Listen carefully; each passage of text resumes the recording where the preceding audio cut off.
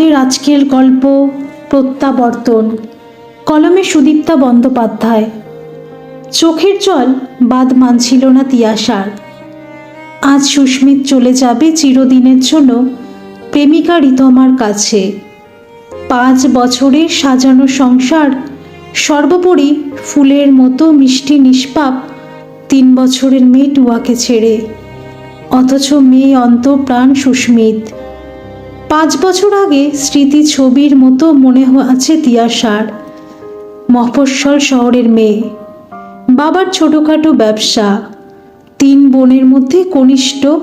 Pass কোর্সে graduate বছর 23-এর তিয়াশা। গড়পড়তা বাঙালি মেয়ের মতোই চেহারায় আলাদা বিশেষত্ব নেই। ছিপছিপে গড়ন, শ্যামলা রং, উঠতি বয়সের আলগা লাবণ্য, নজর কাড়া এক ঢাল চুল। বিশেষ গুণ বলতে গানের গলাটি ভারী মিষ্টি ছিল তিয়াশার। ভালোই গাইতো, তবে রিয়েলিটি শোয়ে পার্টিসিপেন্টদের মতো নয়। এই সাধারণের মধ্যেই অসাধারণত্ব খুঁজে পেয়েছিলেন সুমিত্রা দেবী, সুস্মিতের মা। ওনার বোনের বাড়ির পাশেই ছিল তিয়াশাদের বাড়ি। ওনার তরফ থেকেই প্রস্তাব আসে। হাতে চাঁদ পাওয়ার মানসিকতায় বাবা সাধ্যাতীত খরচে আদুরে ছোট মেয়ের বিয়ে দিলেন। ও সৌভাগ্যে ঈর্ষান্বিত ছিল পাড়া প্রতিবেশী সহ সাধারণ ঘরে বরের 2 দিদি পর্যন্ত। প্রচ্ছন্ন গর্বে গর্বিণী তিয়াশার ঘোর ভেঙেছিল ফুলশয্যার রাতেই। অপছন্দ জাহির করতে সময় নেয়নি সুস্মিত।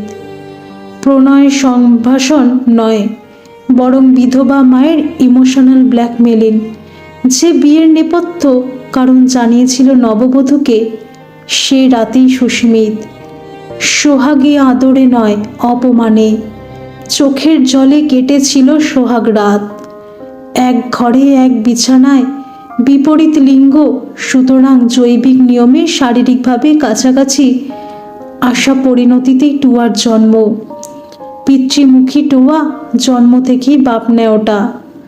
সুমিত্রা দেবী অভিজ্ঞতা থেকেই বুঝেছিলেন নিজের পছন্দের ছেলের ওপর চাপিয়ে দেওয়া ঠিক হয়নি। কিন্তু তখন আর কিছু করার ছিল না। টুয়ার জন্মের পর সব ঠিক হয়ে যাওয়ার মিথ্যে আশ্বাসে বুক বেঁধেছিলেন তিনি। সে সুরক্ষা হয়নি। ছেলে বউয়ের দাম্পত্য সম্পর্কের ফাটল তার অভিজ্ঞ নজর এড়ায়নি। অপরাধ বোধের অবদমনিত যন্ত্রণা হয়তো তার অকাল প্রয়াণের মুখ্য কারণ। মা থাকাকালীন তবুও রাগঢাক ছিল ওদের মেকি দাম্পত্য সম্পর্কে। মায়ের অবর্তমানে সে আবরণের প্রয়োজন রইল না। সুস্মিত প্রকাশ্যে প্রেমিকা রিতমার সাথে সম্পর্কে সোচ্চার প্রকাশ করে তিয়াশাকে যন্ত্রণাবিদ্ধ করতে চাইত। ওর প্রয়াস বহুলাংশে সাফল্য লাভ করত, কারণ স্বামীর প্রতি তিয়াশার অব্যক্ত ভালোবাসা, যা অজ্ঞাত ছিল না সুস্মিতের।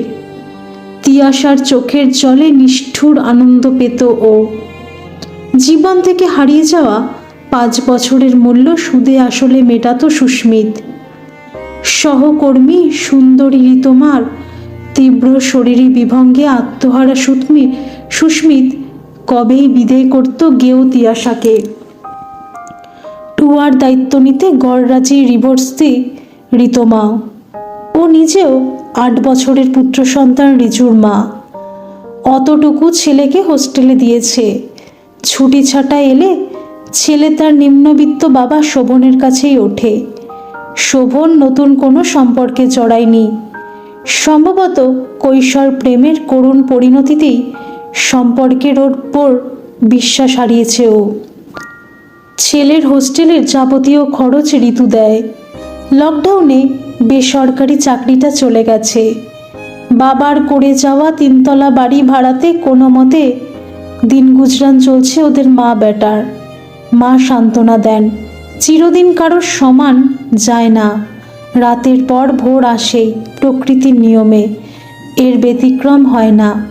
শোভন সেই সুসময়ের অপেক্ষায় আছে। দিনের নাগাল পেলেই ছেলেকে নিজের কাছে নিয়ে আসবে। প্রথম বিয়েটা কম বয়সী আবেগের ভুল। ভুল শোধরাতে মরিয়া ঋতু এবার সচ্ছল সুদর্শন, সর্বোপরি অসুখী দাম্পত্যের শিকার সুস্মিতকে টার্গেট করেছে। ফলস্বরূপ বিনা দোষে অসহায় বলি হচ্ছে তিয়াশা আর নিষ্পাপ শিশুটি। সুস্মিত অবশ্য তিয়াশাকে আশ্বস্ত করেছে এই বলে যে কন্যাসহ বহাল তবিয়তে এই বাড়িতে থাকতে পারবে তিয়াশা। উপরন্তু খোরপোশ বাবদ ও যা অ্যামাউন্ট দেবে মা মেয়ের হেসে খেলে চলে যাবে। অশ্রুসিক্ত নয়নে শুনেছে তিয়াশা। গরিবের মেয়ে শত অপমান সয়েও এই টাকা ওকে নিতে হবে জীবন ধারণের জন্য, এবং থাকতে হবে সুস্মিতের আশ্রয়ে। টিভি সিরিয়ালের গল্পের মতো ইচ্ছে পূরণের জীবন কাটে না। তাহলে হয়তো ওর একমাত্র মূলধন গান। সে গান গেয়ে বিখ্যাত হয়ে সুস্মিতকে দেখিয়ে দিত। রবীন্দ্রনাথের কবিতার সাধারণ মেয়েরা আজও বড্ড সাধারণ, বাস্তব বড় নির্মম। শরৎবাবুদের জাদুকাঠির ছোঁয়ায় সাধারণীদের জীবনচিত্র বদলায় না। বিয়েতে যেন মোক্ষ প্রাপ্তি মেয়েদের। অধিকাংশ বাবা মা বিয়ে দিয়ে বিদে করতে পারলেই বাঁচে যেন। ব্যতিক্রম আছে অবশ্যই, তারা এতটাই সংখ্যালঘু যে পরিসংখ্যানে আসে না। টিকে গেলে ভালো, নইলে যে কোনো উপায়ে মানিয়ে চলার অনুরোধ আদেশের সুরে বাজে। লক্ষ্মী মেয়েরা লাথি ঝাঁটায় অভ্যস্ত হয়ে থেকে যায় শ্বশুর বাড়িতে। অলক্ষ্মীরা আপোষ করতে না পেরে চরম সিদ্ধান্ত নেয়। সংবাদপত্রের ভেতরের পাতার এক কোণে গৃহবধূর অস্বাভাবিক মৃত্যুর দুটো কলম লেখা হয়। সেভাবে খুঁটিয়ে না দেখলে চোখে পড়ার সম্ভাবনা কম। তিয়াশা আঁকড়াতে চায়নি স্বামীকে, জোর করে সম্পর্ক রাখা যায় না। আর সেই জোরের জায়গাটা তৈরি হওয়ার সুযোগ বা সময় দেয়নি সুস্মিত। আজকাল অফিসের পর ঋতমার ফ্ল্যাটে ওর সাথে অনেকটা সময় কাটিয়ে বেশ রাত করেই ফেরে সুস্মিত। ডিনার সেরেই আসে বেশিরভাগ সময়। যত রাত হোক টুয়া অপেক্ষা করে পাপার জন্য। পাপার গলা জড়িয়ে না শুলে ওর ঘুমই হয় না। সুস্মিত চলে গেলে বাপ নেওটা টুয়াকে কিভাবে সামলাবে ভাবছিল তিয়াশা। সুস্মিত লাগেজ গুছিয়ে রেখে অফিস গেছে। অফিস থেকে ফিরে শিফট করবে ঋতমার ফ্ল্যাটে, সেরকমই কথা। এদিকে লাগেজ দেখে টুয়া ভেবেছে পাপা বোধহয় ওদের বেড়াতে নিয়ে যাবে। একটু পরপর মেয়ে ঘুরে ফিরে ট্রলিতে হাত বোলাচ্ছে। হঠাৎ ডোর বেলের আওয়াজে চিন্তার রেশ কেটে যায় তিয়াশার। নিজেকে সামলে দরজার দিকে এগোয়েও এ কি সুস্মিত! অসময়! অবাক হয় তিয়াশা। মেয়ে ততক্ষণে দৌড়ে এসে পাপাকে জড়িয়ে ধরেছে। ট্রলি দেখিয়ে নিষ্পাপ প্রশ্ন, পাপা আমরা কখন যাচ্ছি বেড়াতে? হিসেব ভুল হয়ে গেছে সুস্মিতের। ওর ধারণা ছিল দুপুরে মেয়ে ঘুমোয়, সেই সময় বেরিয়ে যাবে লাগেজ নিয়ে। তাই অফিসে ম্যানেজ করে দুপুরে ফিরেছে বাড়িতে। সন্ধ্যার সময় মেয়ে তো ফুল ফর্মে। ওর সামনে দিয়ে তখন বেরোনো অসম্ভব। সুস্মিতের ভেতরে অব্যক্ত টানাপোড়েন চলে। একদিকে ঋতমার তীব্র আকর্ষণ, অন্যদিকে নিষ্পাপ টুয়ার ভবিষ্যৎ। পরকীয়াকে হারিয়ে অপত্য স্নেহ জয়ী হয় শেষ পর্যন্ত। টুয়াকে কোলে নিয়ে ঘরে ঢোকে সুস্মিত। তিয়াশার পিঠে হাত রাখে, ভরসার হাত। কখনো না ছেড়ে যাওয়ার আশ্বাসের স্পর্শ পায় তিয়াশা।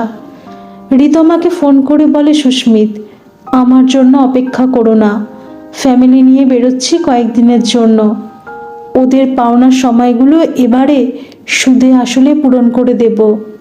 হতভম্ব ঋতমা কিছু বলার আগেই ফোন কেটে যায়। আবার ফোন করলে যান্ত্রিক কণ্ঠে ভেসে আসে, এ নাম্বার আপ পরিষেবা সে বাহার হ্যায়। ধন্যবাদ সকল বন্ধুরা। এই গল্পটি যদি আপনাদের ভালো লেগে থাকে তাহলে অবশ্যই একটা লাইক করে দেবেন। আর এই চ্যানেলে নতুন হয়ে থাকলে চ্যানেলটিকে সাবস্ক্রাইব করে আমার পাশে থাকবেন। আর পাশে থাকা বেল আইকনটিকে প্রেস করে দেবেন যাতে সমস্ত গল্পের নোটিফিকেশনগুলি সবার প্রথমে আপনাদের কাছে পৌঁছে যায়।